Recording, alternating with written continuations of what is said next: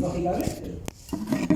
Como hablábamos ayer en la práctica, en el grupo de práctica, yo hago ejemplos un poco de repente exagerados, pero en el ánimo de que ustedes entiendan. Decía, por ejemplo, es como en el matrimonio, ¿no? Cuando se casan, ¿no?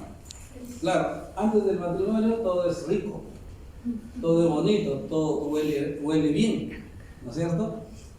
Todo es perfecto, ¿no? Pero en el matrimonio ya, pues, ¿no? Ese ronca, ese no se baña, ese duerme con la luz prendida, ya salen las cosas.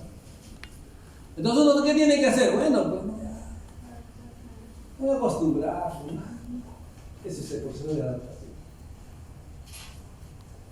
Claro, pero tú te adaptas siempre y cuando esos estímulos sean adaptables, o sea, sean soportables.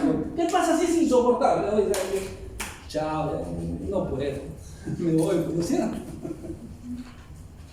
Eso mismo ocurre cuando ese factor no es un factor estresor, se convierte en un factor dañino, lesivo, y que va a provocar daño, que puede ser reversible o irreversible. Entonces estamos acá. Entonces hay enfermedades adaptativas. Las adaptaciones, además, son procesos reversibles. ¿Qué quiere decir esto? Si el factor estresor desaparece, la célula vuelve a su estado de homeostasis. ¿Ah? Perdón. Apuremos. Bien. Ahora, es importante también mencionar otra cosa, ¿no? De que la respuesta adaptativa no necesariamente tampoco va a depender el 100% de la célula y del factor estresor, sino también hay otros factores que intervienen.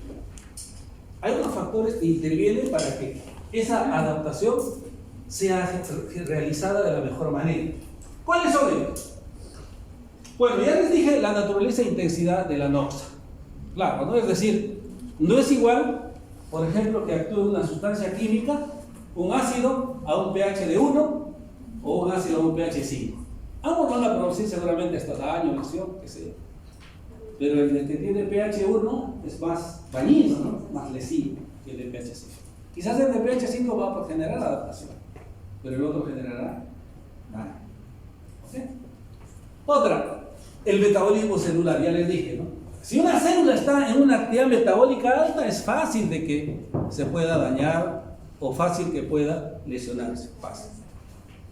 El flujo sanguíneo.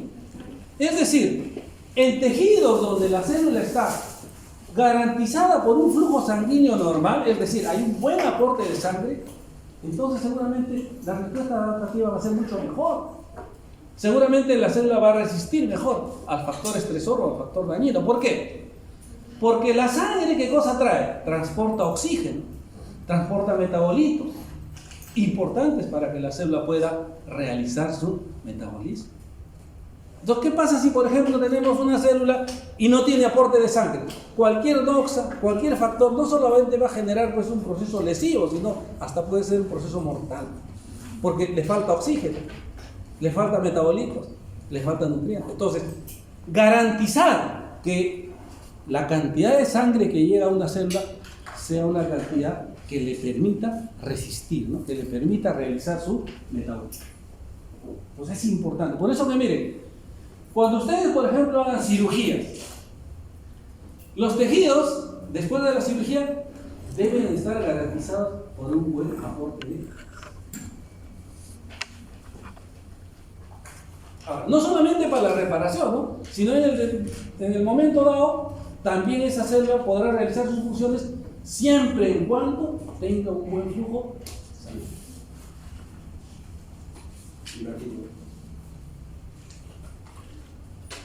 Apruebe. Bien, entonces, creo que cuando nosotros vemos este esquema es importante porque cuando hablamos de enfermedades adaptativas en boca, por ejemplo, en boca hay varias enfermedades adaptativas. Porque las adaptaciones son atrofias, ahora vamos a ver atrofias, hipertrofias, hiperplasias, metaplasias. Hay enfermedades atróficas, hay enfermedades hipertróficas, hay enfermedades hiperplásticas. Entonces, si la adaptación, si esas enfermedades adaptativas en boca han sido generadas por un estrés, y si nosotros retiramos ese estrés, las células regresarán a su estado homeostático. Entonces, identificar, oye, esta es una enfermedad adaptativa. Será fácil de controlar el proceso estresor o el factor estresor, sin necesidad de hacer otra cosa. Por eso es importante, ¿qué cosa? El diagnóstico. Y esto es parte del conocimiento para realizar un buen diagnóstico. Ahora, cuando nosotros, digamos que observamos a una célula que se está adaptando, claro, la célula, como les he dicho, para que se adapte, sufre cambios. Si volvemos a la pareja, ¿no?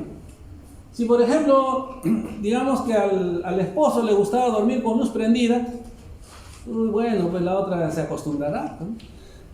Lógico. ¿Ya qué voy a hacer? Si dormía de repente con los ojos mirando al foco apagado, de repente se pondrá pues un antifaz negrito para que se tapará, se cubrirá, ¿ves? Cambio. Entonces tiene que generar un cambio. O sea, la respuesta adaptativa hace que la célula modifique algo. Pero esa modificación o esos cambios, ¿verdad?, están relacionados básicamente a su perfil metabólico y en algunos casos puede aumentar la actividad metabólica en las células. O sea, el proceso adaptativo puede hacer que la célula comience, por ejemplo, a sintetizar más sustancias, más proteínas, más colágeno, más. Aumenta su actividad celular. O si es una célula secretoria, para adaptarse realmente comienza a secretar más lo que secreta. O al revés, disminuye su actividad. Disminuye su actividad sintetizadora. Claro, pero esto dependerá del estímulo, ¿no? Porque hay estímulos que hacen que aumente la actividad celular. O sea, hay factores estresores que hacen que aumente la actividad. Y hay factores estresores que hacen que disminuya. Pero también la célula puede cambiar, puede alterar su forma. De tener una forma cúbica, se adapta y tiene una forma poliédrica. O viceversa. Eso responde a qué? Responde a modificación de su perfil metabólico, de su crecimiento, de su capacidad de sintetizar proteínas, sustancias orgánicas y ADN, a prueba, etc. Eso es. Entonces, nosotros cuando vemos a una célula adaptada, quiere decir que esta célula ha cambiado su perfil metabólico, ya sea aumentando la síntesis, disminuyendo o cambiando su morfología. Y en definitiva, si hay todos esos cambios, ¿qué pasará con la función? ¿Se mantendrá? No, cambia también. Aumenta o disminuye o cambia. Entonces, esos cambios metabólicos no solamente son morfológicos, sino también son funcionales. Y no solamente son morfológicos de las células, si lo vemos así aisladas, porque las células están formando tejidos, los tejidos órganos. Entonces nosotros podemos ver en el órgano, ¿no? De repente el órgano aumenta de tamaño, disminuye de tamaño, cambia de forma, aumenta su función, disminuye su función, etc. Eso es importante que nosotros le damos un toque, ¿no? Otro toque, ¿no es? ¿Ya? ¿Verdad? No.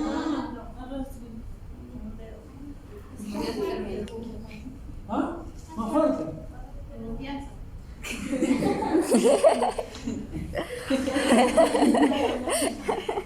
Con otra mano.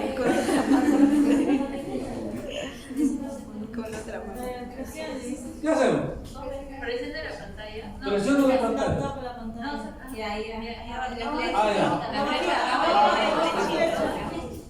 Ya, mejor acá. Acá. Kevin.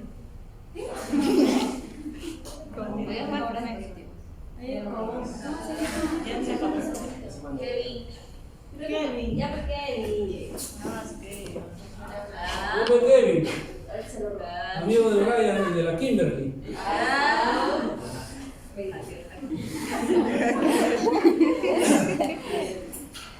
Ahora, esto es importante también, porque esto es ya como un resumen, ¿no?, de lo que hemos hablado. Miren, como la homeostasis es la salud, es decir, que hay un equilibrio, ¿no? Es decir, hay un balance, pero ese balance, cuando se pierde, la célula puede responder adaptándose. ¿Y ahora?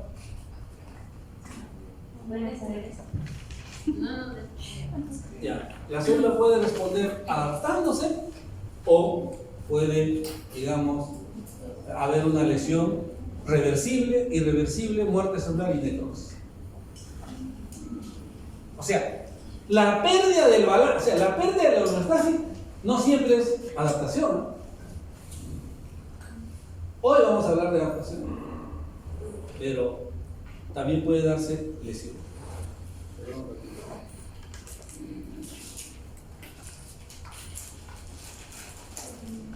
Aprueba. Así mejor. Listo. Y entonces, miren, las adaptaciones, así como hemos dicho de la parejita, pues no, las parejas. Si yo me adapto a mi parejita, o sea, digo, ay, como yo lo quiero, lo amo, ¿qué voy a hacer? Entonces, ¿para qué me estoy adaptando?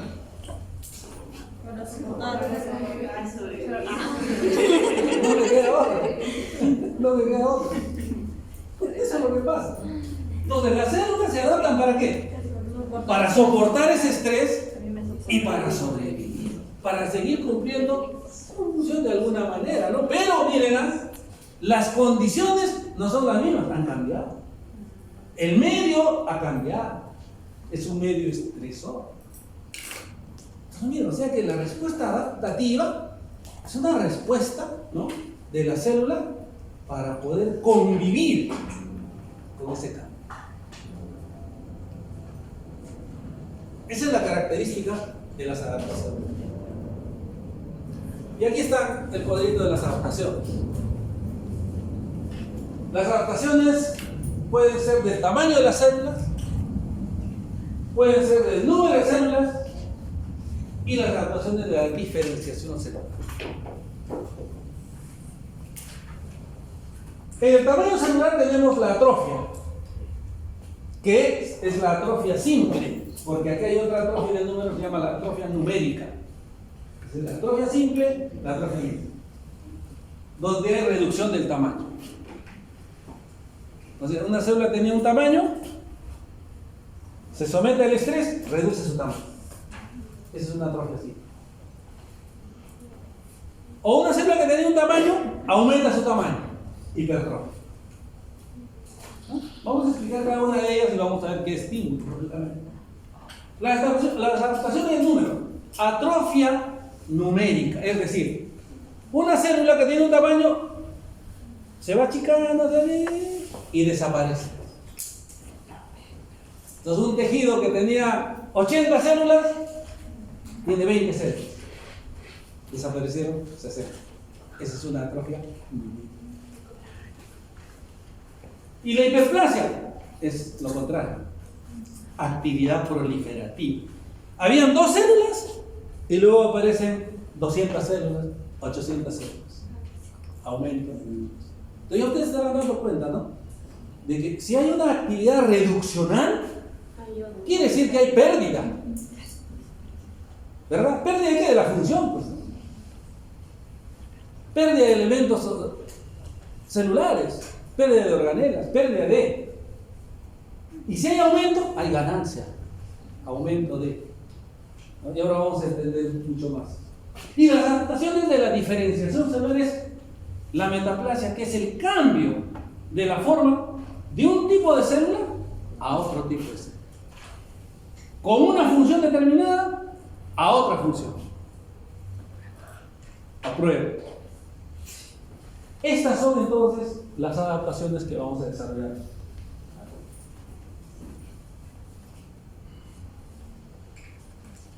Bien, empezamos con la atrofia. Normalmente hay un dicho, seguramente ustedes han escuchado, ¿no? Lo que no se usa, se atrofia, ¿no? Eso es lo que han dicho. Claro, la falta de uso es una sola causa, es una de las causas. No es la única. La causa de las atrofias, de la disminución del tamaño de la célula, son estímulos negativos o ausencia de estímulos, falta de estímulos, falta de función, etcétera, etcétera, como vamos a ver en el siguiente cuadro.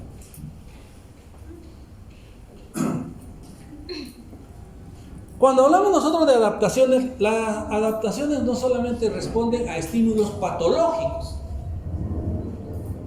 O sea, los factores estresores no solamente son estímulos pues, físicos, químicos, qué sé yo, biológicos, que generan enfermedad, sino también las adaptaciones se dan por estímulos fisiológicos. Y este es uno de los casos. El envejecimiento no es una enfermedad. Y entonces en el envejecimiento ocurre atrofia fisiológica. A medida que vamos avanzando la edad, ya vamos perdiendo la capacidad visual, vamos perdiendo la memoria, vamos perdiendo la capacidad de movimiento, vamos perdiendo muchas cosas. Nos aparecen las arrugas, son muestras de atrofia, pero fisiológica, porque hay disminución de ¿qué? De función, disminución de estímulo hormonal, disminución. Pero claro, hay atrofias patológicas. O sea, en patología usualmente lo que vamos a ver nosotros son respuestas de tipo adaptativas, atróficas, patológicas. Cuando vemos nosotros una célula atrófica, vemos de que la atrofia consiste en ¿qué?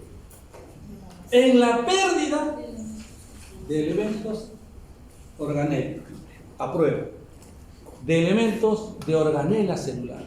O sea, estas células, miren, este músculo constituido por células son pequeñas a diferencia de estas células. ¿Y por qué se han atrofiado? Por pérdida de elementos celulares. O sea, si nosotros comparáramos una fibra muscular de aquí con una fibra muscular de aquí, vamos a ver de que aquí tendrá 80 mitocondrias, aquí 15 mitocondrias. Aquí 5 aparatos de Golgi, aquí un aparato de Golgi, y así sucesivamente. En eso consiste la atrofia. Entonces, si hay pérdida de organelas, hay disminución de él.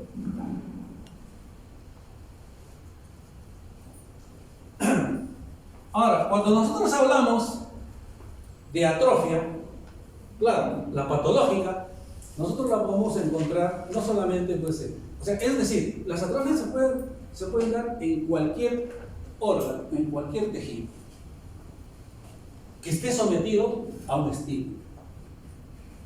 Y cuando vemos nosotros, digamos, a gran aumento como órgano, al órgano atrófico, no solamente va a reducir su tamaño, ¿no? Sino que nosotros vamos a ver que el órgano va a tener ciertos tejidos anómalos. Ya van a comenzar a estar presentes algunas acumulaciones de tejido, anormal o normal. Por eso que el tema de adaptaciones va un poco de la mano con las inclusiones citoplasmáticas. Es decir, algunas células cuando van atrofiándose, ¿correcto? Van atrofiándose y van acumulando otras sustancias, pueden ser normales o anormales, en exceso. Pongo un ejemplo, ¿no? En atrofia mamaria, por ejemplo. Nuestras abuelitas, ¿no? Van atrofiando sus mamas, pero el parénquima, el estroma va aumentando. O sea, se hace más fibroso, hay más colágeno. Menos ácidos, más colágeno. Apruebo. Entonces, ¿qué quiere decir esto? ¿No? Entonces, quiere decir que en los tejidos atróficos, ¿cierto? El parénquima, que está constituido por las células que determinan la función del tejido del órgano, disminuye. Pero ¿qué cosa puede aumentar? El estroma, el tejido fibroso, el tejido conectivo. Pero ustedes dirán, pero a ver un momentito, pero usted ha dicho de que hay disminución y ahora dice que hay aumento. Sí, pero estamos hablando del parénquima. Porque ¿de quién depende la función de un tejido o de un órgano? ¿Del parénquima o del estroma? Del parénquima. El estroma es importante, ¿por qué? Porque le da sostén, le da protección, le da nutrición, lo cuida, lo protege, etc. Pero quien determina la función es el parénquima. Entonces es lo que nosotros vamos a ir viendo, ¿no? No solamente una disminución del tamaño, sino presencia de ciertos acúmulos de sustancias que pueden ser normales en exceso o anormales. Digo normales en exceso, por ejemplo, pueden ser proteínas, puede ser colágeno en exceso. El colágeno es normal, pero el colágeno en exceso es anormal. Y así sucesivamente. ¿Cuáles son los estímulos negativos? O sea, ¿qué estímulos negativos pueden provocar atrofia? Ahí está. Disminución de carga de trabajo. ¿Qué pasa cuando uno no hace ejercicios? ¿Qué pasa cuando ya no camina? ¿Qué pasa cuando ya ustedes no barren su casa, ni siquiera su cuarto? ¿No? Se genera disminución, disminución de la carga.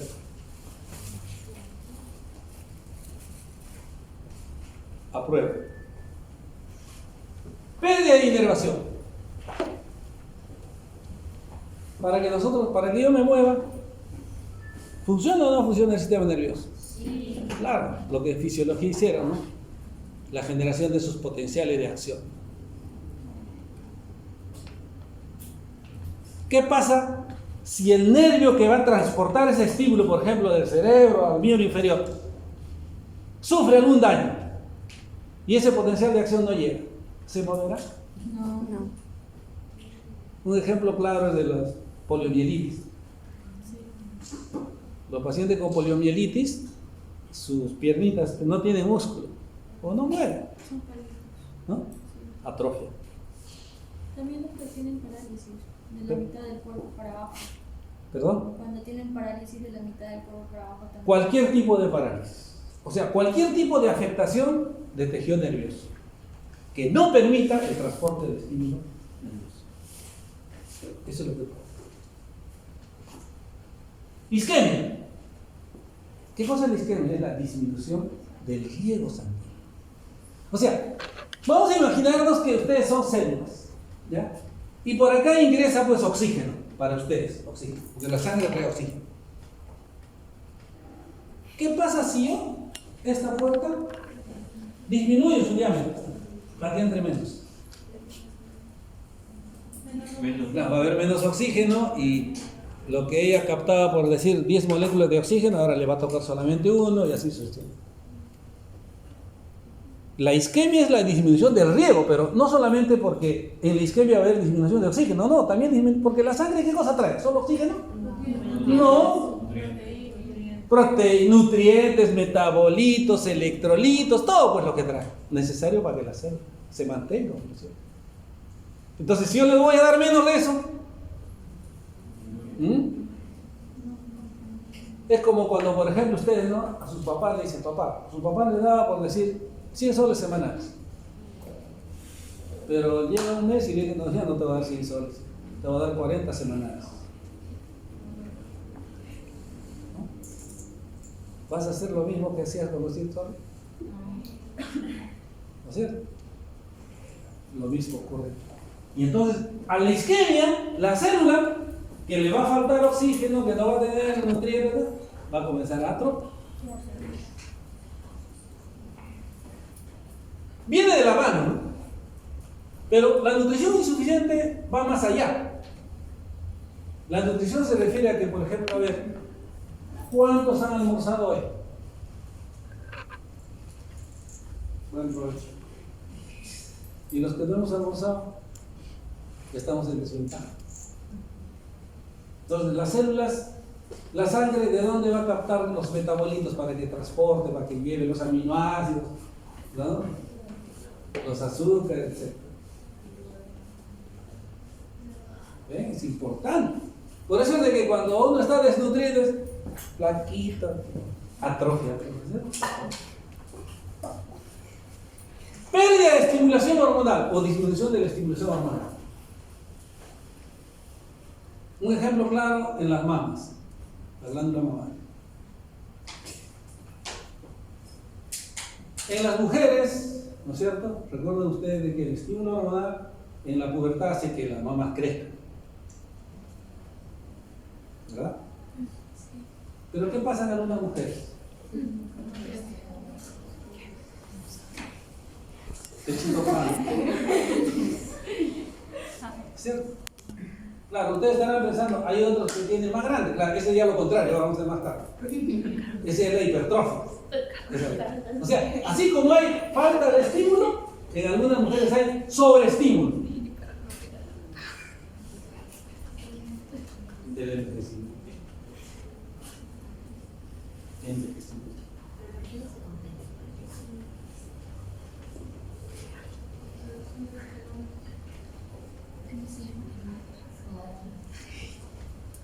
Perdón, disculpe, es algo importantísimo. Perdón, disculpe. Nosotros los viejitos que hacemos deporte, en el envejecimiento hay prácticamente una atrofia generalizada. Pero como una respuesta adaptativa fisiológica.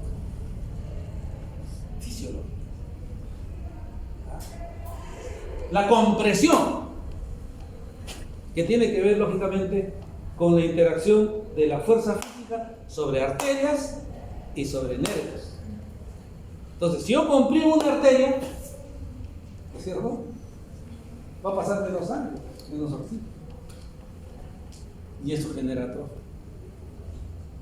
Lo mismo, si yo comprimo un nervio, puedo de alguna manera, digamos, interceptar el pasaje del potencial de acción, el transporte de este impulso nervioso.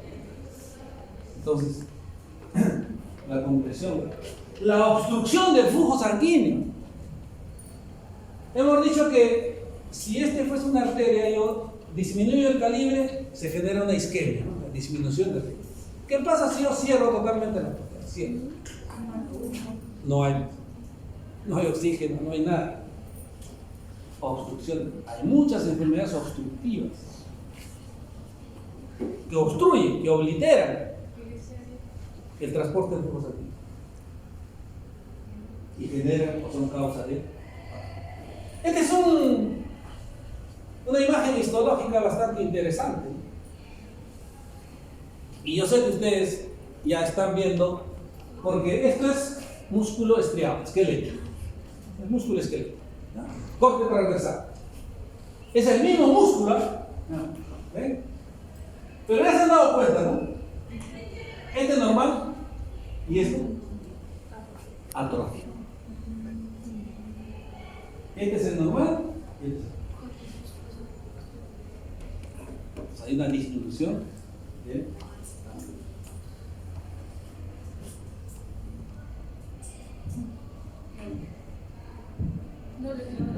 ¿ah? Doble, triple, 4. Con las dos manos.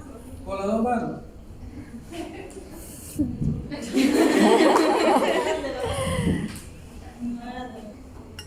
Hay un tipo de atrofia bastante peculiar, bastante particular en los ancianos, producida por el envejecimiento, donde se expresa en todos los órganos, pero usualmente es más visible en la piel,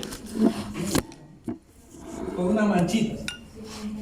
Esa es una atrofia simple, pero en la cual hay acúmulo de pigmento, de lipofucsina. A eso se llama atrofia fusca. Atrofia fusca o parda. A eso se llama atrofia fusca o parda. Ahora, es importante mencionar que hay dos términos también en la atrofia: la ortoatrofia y la patoartrofia. Bueno, la patoartrofia se refiere a que la atrofia va a ser generada, la atrofia por estímulos patológicos. Y Y la ortoatrofia es la atrofia fisiológica. ¿Ya? Ya saben. Apruebo. Bien, entonces, ¿qué cosa es atrofia? ¿Ortoatrofia? Fisiológica. Entonces el término orto es normal, ¿ya? Patoatrofia, atrofia por estímulo patológico. Ahora un poquito vamos a la parte molecular, a la fisiopatología de la atrofia. Miren, la atrofia ocurre cuando los estímulos, estos estímulos negativos, van a actuar sobre el aparato de síntesis de sustancias dentro de lo que es, dentro de la célula, dentro de lo que se llama la red endomembrana. Recuerden ustedes que las células sintetizan, ¿no? Sintetizan proteínas, carbohidratos, lípidos, fosfolípidos, etc., a través de su red endomembrana. Entonces, los estímulos lo que van a hacer es provocar un desequilibrio en la síntesis, o sea, en la relación de síntesis y degradación. Porque las células, a ver, las células son estáticas, por ejemplo, en este momento, me pregunto, a ver, sus fibras musculares, o sea, un músculo, ¿está sintetizando y degradando o solo está degradando o solo sintetizando? Ambas cosas. En algún momento de repente puede estar sintetizando más y degradando poco. En otro momento, sintetizando poco y degradando más. Pero ese es el equilibrio. Entonces, ¿qué pasa? Los factores adaptativos atróficos lo que hacen es romper este. ¿Por qué? Porque la célula, miren la célula, tiene que degradar y tiene que sintetizar en el mismo volumen para reemplazar lo degradado. Y así se mantiene el equilibrio. Pero ¿qué pasa en una célula atrófica? El estímulo estresor lo que hace es de que acelera la degradación y disminuye la velocidad de síntesis. Entonces, o sea, sintetiza poquito, lentamente, pero degrada rápidamente. ¿Lo que va a pasar con esa célula? Va a disminuir. Eso es lo que... ¿Cómo se produce esa degradación? Recuerden ustedes de que las células, a ver, pregunto, ¿todas las células tienen lisosomas? Sí. ¿Y qué hay en los lisosomas? ¿Qué hay en los lisosomas? ¿Qué hay en los lisosomas, señorita? Usted que está en la posición César Vallejo. ¿Qué tienen los lisosomas? A ver, señorita, ¿qué hay en los lisosomas? ¿Qué contiene?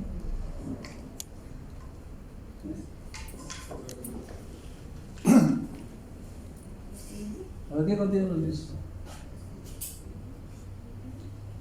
¿Qué no? A ver, usted que tiene un tarro de agua. Apruebo.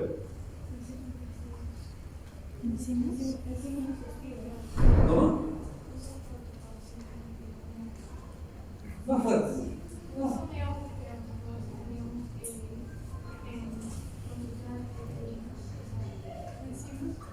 Claro, pues encima, hijo, ¿sí o no? Enzimas. No enzimas con C, sino con Z, enzimas. Hidrolasas ácidas, alcalinas, lo que sea. Ahora pregunto yo. Una de sus células, vamos a hablar de cualquier célula. Un hepatocito tuyo, que hace un mes, ¿no?, tenía sus constituyentes. Ahora, ¿esos mismos constituyentes siguen manteniéndose en este momento o han cambiado? ¿Han cambiado? Hay un continuo recambio. Nada es estático. Y en la célula a ver, ¿ustedes se acuerdan de el modelo de mosaico fluido de la membrana citoplasmática? ¿No? O sea, la membrana citoplasmática Estamos viendo que las proteínas, los fosfolípidos, las proteínas integrales, las proteínas extrínsecas, ¿no?, etcétera, están en movimiento, están en un continuo recambio. Algunos fosfolípidos se metabolizan, nuevamente se forman, son reemplazados. Es así. ¿Usted qué cree, que la célula es ociosa? Iba a decir como nosotros, ¿no? Y si es una célula metabólicamente activa, mucho más todavía. Porque está sintetizando, ¿no?, para reemplazar sus propios elementos y para producir lo que tiene que producir, ¿no? Entonces hay una actividad. Ahora, esa misma célula genera su propio recambio. O sea, ese recambio, esa degradación no va a ser provocada por algo, no. Es controlada ya per se genéticamente. Entonces, la propia célula ve que ya cumplió su, ¿no?, digamos, su función, el carbohidrato, etcétera, y listo. ¿Cómo se llama ese proceso en el cual los propios elementos celulares van a eliminar sus propios elementos degradados? Autofagia. Autofagia. Si ustedes dirán, ¿qué? La célula se come sola.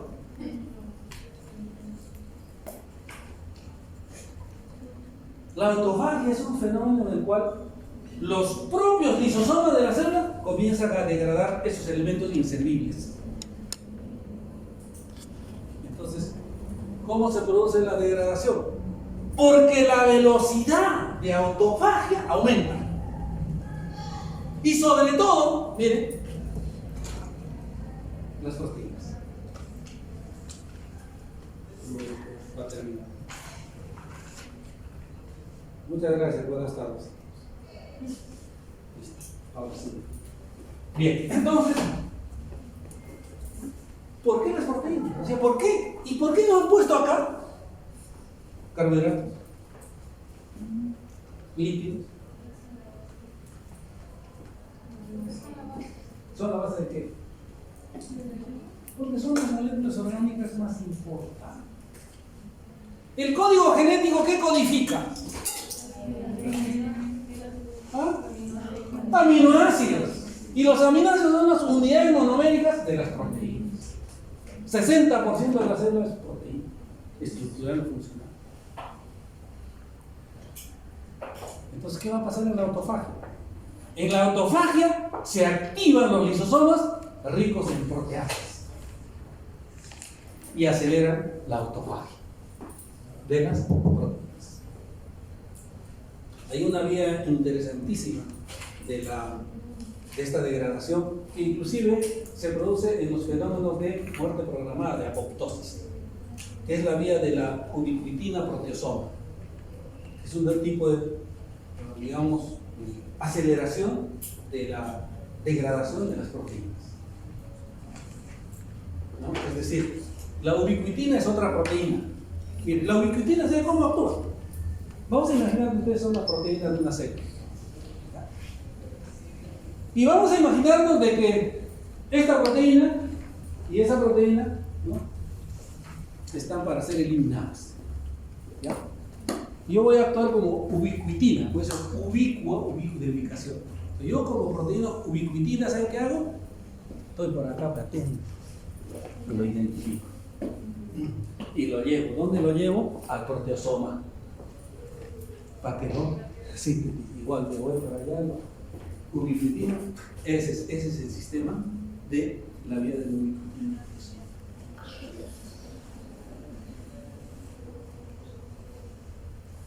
Entonces hay una aceleración de la degradación de la... Claro, fundamentalmente proteína, pero también se degradan grasas, se degradan también carbohidratos, por supuesto. Pero eso fundamentalmente porque son las moléculas orgánicas más importantes. ¿Ah?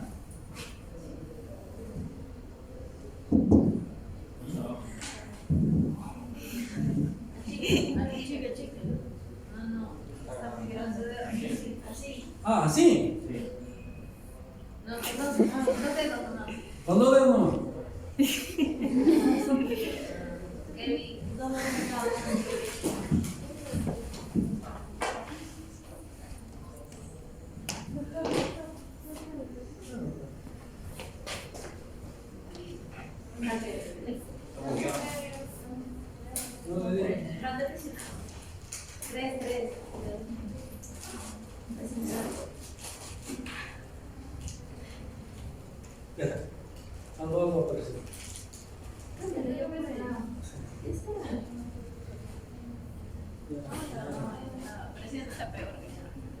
¿Qué hacen? A ver, ¿qué hacen los profesores? No funciona, así que no, chicos, terminó la clase. No terminó la clase. Vamos, sí, casi, no terminó.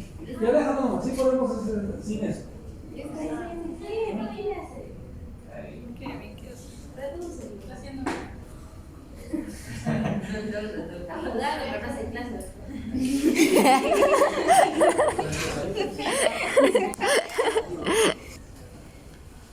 Bien, lo contrario a la atrofia, la hipertrofia. Entonces los estímulos aquí son positivos.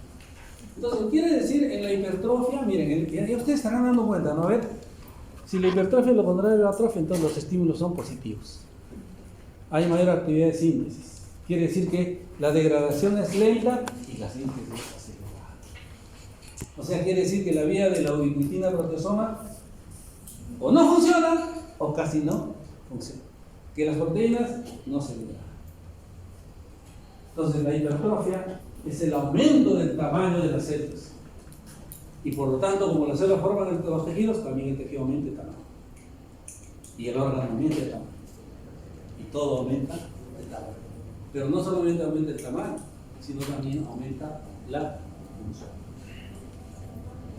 Pero la hipertrofia, a diferencia, este dato es importante, a diferencia de lo que vamos a hablar luego, que es la hiperplasia, la hipertrofia se da, o sea, el aumento de tamaño se da tanto en células con capacidad de realizar mitosis como en células que no tienen capacidad de realizar.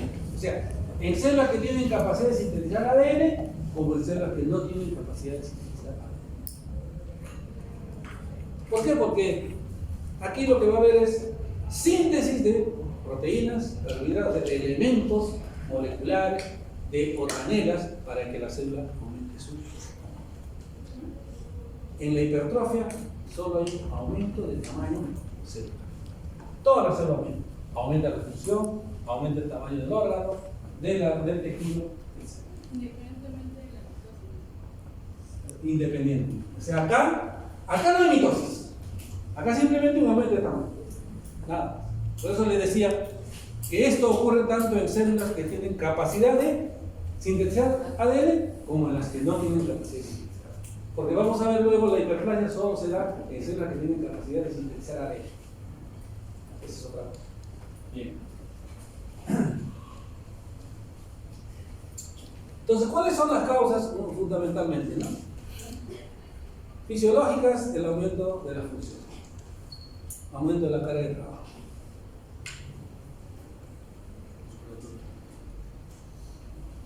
Fisiológico, pero también puede ser patológico. Los anabólicos, eso que le llaman la pichicata. Ese es un estímulo patológico. La estimulación hormonal en las mamas. ¿Perdón?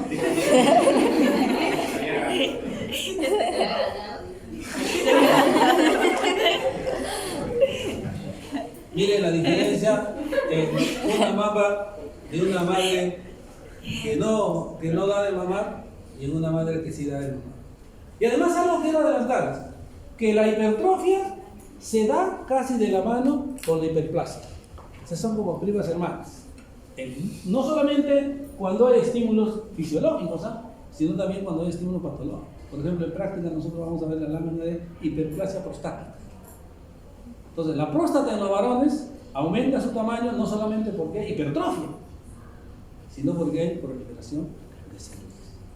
Entonces, usualmente en estos tejidos que aumentan de tamaño, ¿no?, que tienen capacidad lógicamente de proliferar, hay hipertrofia e hiperplasia, pero la hipertrofia solo es el aumento del tamaño de la célula.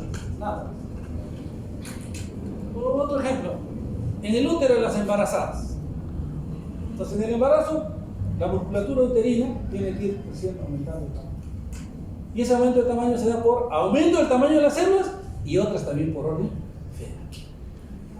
Pero en este caso estamos refiriéndonos solo a la hipertrofia. Una de las causas es el aumento de la carga de trabajo, aumento de la función. Otra, aumento del estímulo hormonal. O sea que hay hormonas que estimulan a la síntesis la síntesis de elementos lógicamente celulares. Si hemos dicho en la atrofia hay disminución de organelas, en la hipertrofia ¿qué cosa hay? Aumento de organelas. Más ribosoma, más aparato Golgi, más mitocondrias, más membranas citoplasmáticas. Es un ejemplo bastante interesante. Qué bonita imagen. ¿No les parece bonita esa imagen? Voy a cerrar esto. Aquí se produce, en fisiología ustedes seguramente han estudiado, una de las formas de retroalimentación, que no es la más común, ¿no? La retroalimentación positiva. Entonces, hay un estímulo, ¿no? De succión.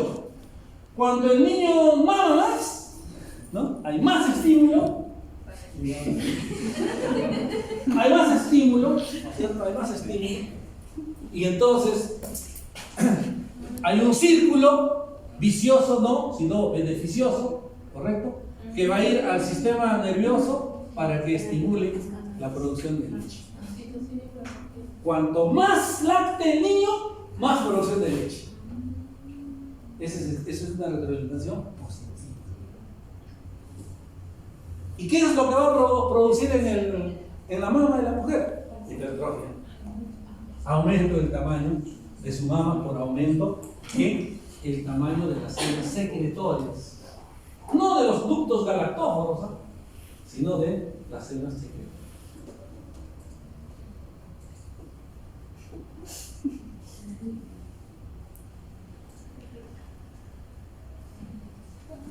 Y esta es una imagen diferente a la anterior que hemos visto, ¿no? Claro, en este caso sí hay un hipertrofia. Y el ejercicio. La actividad. Claro, pero digo yo, y esto tiene solamente un efecto, digamos, en la célula, porque la célula así de por sí va a aumentar de tamaño, no, hay toda una serie de situaciones que tienen que ocurrir. ¿Qué pasa? A ver que este hace bastante ejercicio, pero no tiene una buena circulación, no tiene una buena alimentación, ¿no es cierto? Por no hacer ejercicio. Claro, entonces tiene que ver todas esas cosas, ¿sabes? Por si acaso. No es que esto se dé por así, simplemente porque uno haga ejercicio. Este es el corazón corazón de varias personas. De un hipertenso puede ser, de un atleta.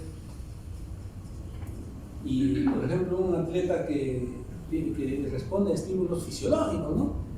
Porque el atleta de fondo, por ejemplo, el fondista que corre o el atleta, pues practica un deporte y ese estímulo no es un estímulo patológico, sino es físico. Entonces los atletas tienen el corazón grande. ¿Por qué, no? Porque el corazón realiza pues lo que se llama el bombeo, el gasto cardíaco aumenta. Entonces, ese fenómeno de Frank Starling, ¿no? Las células cardíacas se distienden al máximo, ¿no? Y como se distienden al máximo, se llenan de gran cantidad de sangre y se contraen también con gran fuerza. Entonces el corazón trabaja bien. Entonces si el corazón trabaja bien por estímulo fisiológico, entonces como hay más función, se produce un aumento del tamaño, hipertrofia. Pero el estímulo no necesariamente fue fisiológico, porque hemos dicho, las adaptaciones no solamente responden al estímulo fisiológico, sino patológico. ¿Qué pasa con un hipertenso? El corazón en un hipertenso está asociado a arterias, por ejemplo, la hipertensión por arteriosclerosis. De repente las paredes de la arteria se han engrosado, hay menor luz, ¿correcto? Y entonces, para que el corazón bombee y haga pasar la cantidad de sangre normal por acá, tiene que contraerse con más fuerza, ¿no? Porque la luz es pequeña. Entonces, ¿eso qué genera? Un aumento de la presión del corazón. El corazón trabaja con más fuerza. ¿Y qué ocurre? Si está trabajando con más fuerza. Sí, claro. Eso es patológico. Y nosotros podemos observar ventrículo izquierdo, el ventrículo izquierdo, hipertrófico, aumentado de tamaño, ¿no? De grosor, y miren el ventrículo derecho. Delgadito, miren. Ahí está. Este es el corazón hipertenso, ¿no? O el corazón de un atleta. Pero la diferencia es interesante.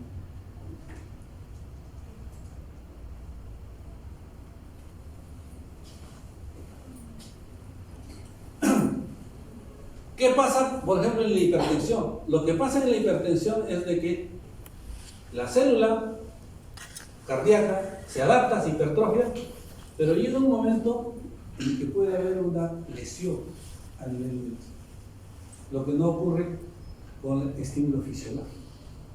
El estímulo fisiológico es controlado, esto no, y puede llevar a esto, a la muerte. Esto es en la hipertrofia pato en el corazón. Entonces, si esta célula muere, ¿no es cierto? Si la vena cardíaca muere, pues claudica la función cardíaca. Y ustedes saben que el corazón es un órgano, no tiene que funcionar.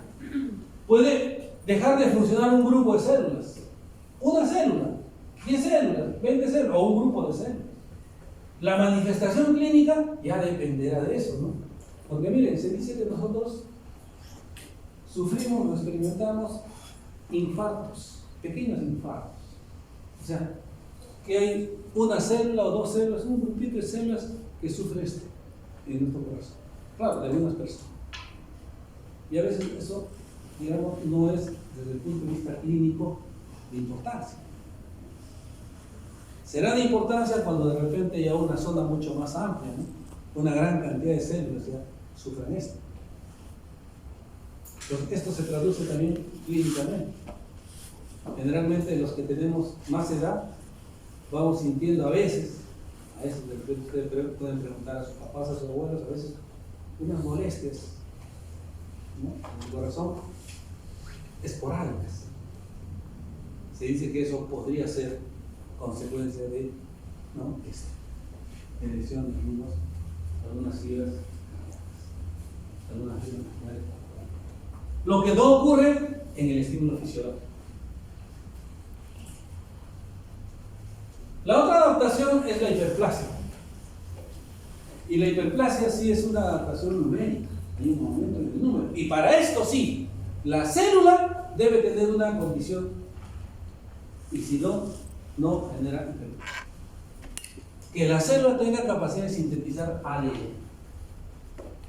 Si no sintetiza, es decir, las células que generan hiperplasia solamente son células que proliferan, que realizan mitosis. Células permanentes ya no generan hiperplasia. Por ejemplo, las neuronas son células permanentes. Las neuronas ya no se hiperplasia. No hay hiperplasia neuronal. Qué bueno fuese, ¿no? Dice, no hay hiperplasia. Solo las que tienen, ¿no? Y de la hiperplasia va a haber incremento del número de células. Aumento del número de células en un tejido y un órgano. Y como aumenta el número de células, también aumenta su tamaño. Y como aumenta el tamaño por cantidad de células, la función también aumenta. Y esta hiperplasia se da junta muchas veces, en la generalidad de los casos, con hipertrofia. Hemos visto la rama hipertrófica de la mamá que está lactando. No solamente va a haber hipertrofia, sino también proliferación. Porque las células acinares en las glándulas mamarias sintetizan ADN y por lo tanto tienen capacidad de entonces, ¿qué quiere decir esto? No? Quiere decir de que la capacidad de síntesis también tiene que estar activada. O sea, tiene que haber estímulos que, digamos, activen la síntesis de proteínas, carbohidratos.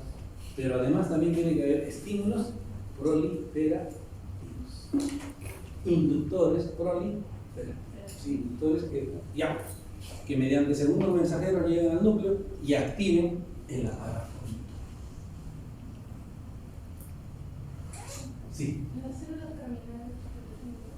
Las células germinales. Claro, por supuesto.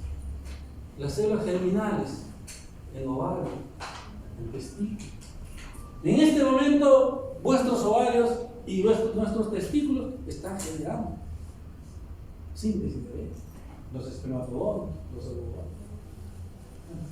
Y no solamente sintetizando ADN, por eso es básico para que proliferen, sino que también las células hijas necesitan proteínas, ¿verdad? También están sintetizando proteínas. O sea que el aparato mitótico y el aparato de síntesis está aquí.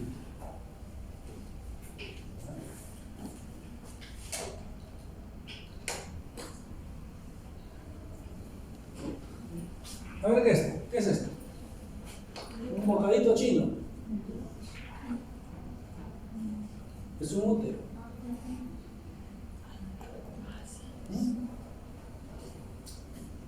Miren, grueso, hiperplástico, ha aumentado de tamaño, ha aumentado el volumen. Hay una, como toda adaptación, las hiperplasias también responden a estímulos fisiológicos, no necesariamente a estímulos patológicos. Un estímulo patológico, por ejemplo, ¿cuál es? Por ejemplo, en las neoplasias. ¿No? En las neoplasias, las células neoplásicas son células proliferantes. La neoplasia es una neoplasia, nuevo tejido, proliferación. El estímulo es patológico. Pero hay hiperplasias fisiológicas. Hay un tipo de hiperplasia, por ejemplo, la hiperplasia llamada compensatoria, que se da exclusivamente en el hígado. ¿Qué pasa cuando nosotros perdemos un pedacito de hígado? Comienza a proliferar nuevamente, o sea, así hiperplasia, pero hasta compensar, hasta reemplazar solo lo perdido. Por eso se llama hiperplasia compensatoria. Y eso está hasta en la mitología griega, no sé si ustedes en la historia universal. ¿Se acuerdan que había un personaje que estaba amarrado y venía un halcón, un águila, donde se comía el hígado, del día siguiente ¿se acuerdan? Sí. Está basado en eso más o menos. ¿Por qué? Porque el hígado tiene esa característica, ¿no? De generar hiperplasia hasta compensar el tejido. Y la hiperplasia fisiológica por estímulo hormonal, ¿no? En algunas mujeres. En una mujer que son voluptuosas, tremendas mamas, y no necesariamente están dando el lactar. ¿Cuál es la talla más grande en brasieres? ¿Ustedes chicos? ¿Perdón? ¿50? La D. Doble D. Ah, DD. Ya. Imagínense las que usan DD. ¿No? ¿Y por qué? ¿Por qué? Una hiperestimulación.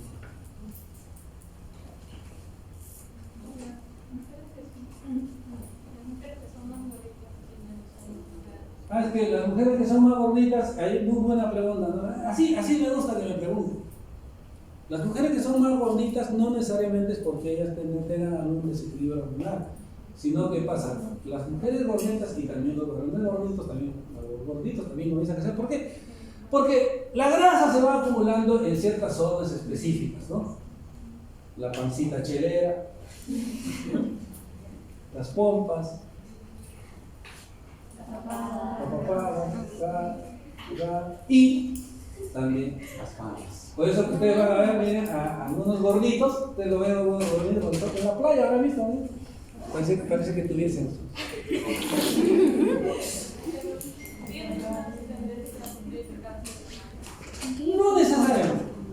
No necesariamente la tendencia a sufrir el cáncer, sino tendencia a otro tipo de enfermedades. Por ejemplo, está bien relacionada a la COVID, los gorditos. ¿Por qué? Porque lo que pasa es que el tejido adiposo es un tejido que fácilmente se inflama y además genera inflamación. El cáncer tiene una predisposición genética, hereditaria, del riesgo. El cáncer no es hereditario, sino el riesgo. Aumenta. Y ese riesgo aumenta no necesariamente porque sean gorditos, ¿no? sino de repente tus abuelos, etcétera, algún miembro de la familia, eso. Entonces, cuando nosotros hablamos de hiperplasia, ¿no?